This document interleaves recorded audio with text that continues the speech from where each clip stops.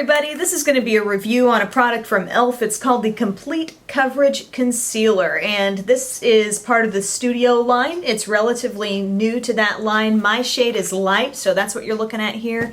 In this product, you're getting 4 different shades of concealer. You're also getting a small applicator that almost looks like an eyeliner brush. It's $3 at eyeslipsface.com. Comes in light, medium, and dark shades. The website says it meets the needs of changing skin tones, so they think giving you 4 different shades is going to help you as you change seasons and your skin tone changes a bit. They say it's highly pigmented, and they claim it will disguise blemishes, dark circles, redness, and uneven skin tone. I first want to give you a little frame of reference, sort of like for what the texture of this product is. A while back, I talked about this palette from Hard Candy. It's called the Nobody's Perfect Concealer Palette. Really didn't like this product because I felt like the concealers were kind of just giving you, like, you can maybe even see as the light catches that, the concealers have just a real kind of greasy feel to them. You know, not a lot of coverage is coming off there. It's just like you touch it and it's just got moisture in it, and it's kind of greasy and just doesn't tend to cover a lot. Definitely a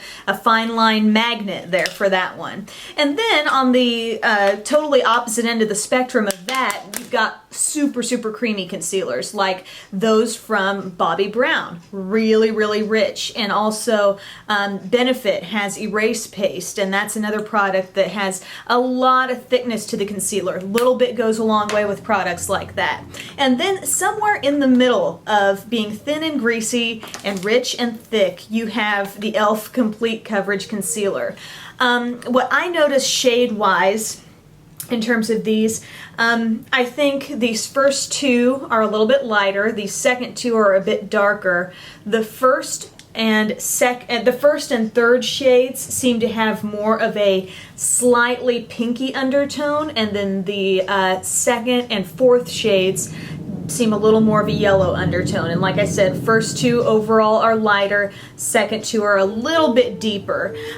Texture wise, they all seem about the same. I mean, I don't feel like one appears to be a lot thinner or one appears to be much thicker, but they are somewhere between, you know, the rich creaminess and the thinness of the others. So I mean, as I touch it, get you a swatch of that, you know, I'm not going to be able to like dig my finger down into it and get a creaminess out of it like I would the Erase Paste, but I am able to kind of swirl my finger there and get a decent amount on my finger, and it's kind of just got this sort of creamy feel to it. Now, if you've tried a really rich and creamy concealer like Bobbi Brown, like Benefit Erase Paste, and you thought that stuff was just too thick, I do not want anything that thick on my skin. I didn't like the way it worked with any fine lines I had, or I had issues with it under my eye area or elsewhere on my face. It was too thick. If you're thinking that, this might be just right for you. However, for those who have a super dark circle to conceal, if you have some very dark circles with that bluish undertone, this may not be quite enough color for you to cover that. Not quite enough pigmentation, not quite enough thickness to the concealer to do a really good job of covering the deepest, darkest circles. Bobbi Brown has a corrector called Bisque. It's a perfect salmony color that can counteract those circles. Here, what you're getting are 4 shades that are basically like, you know, neutrally skin tones. You're getting a little bit of a yellow undertone that I think is coming through on a couple of those, but you know, it's nothing that's like, oh wow, there's that salmon color corrector that I've really wanted. So you're getting 4 shades. Is it that big of a benefit to have these different shades? I think I do kind of like being able to go between them a little bit. I like having this one here that I think shows up as being kind of yellowy, and then having something that you can blend over it that's maybe a little closer to your skin tone. I was checking the e.l.f. website, and they have some neat ways of giving like statistics on their reviews for each product. There were 49 reviews at the time I checked, and it got an average of 4 out of 5 stars. Some of the high points people said were that it was easy to apply and good value, and the low points were that it wears off easily.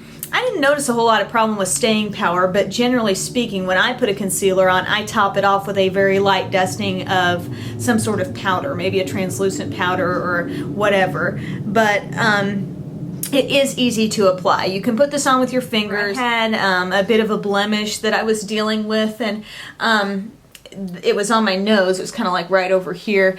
And for that was where I had more of a staying power concern there, because I get more oily on my nose than I do under my eye area. I kind of stand by the fact that a couple of really, really great concealers are Erase Paste by Benefit and Bobbi Brown's concealers and correctors are really good. And also Revlon PhotoReady, a concealer that I reviewed not too long ago.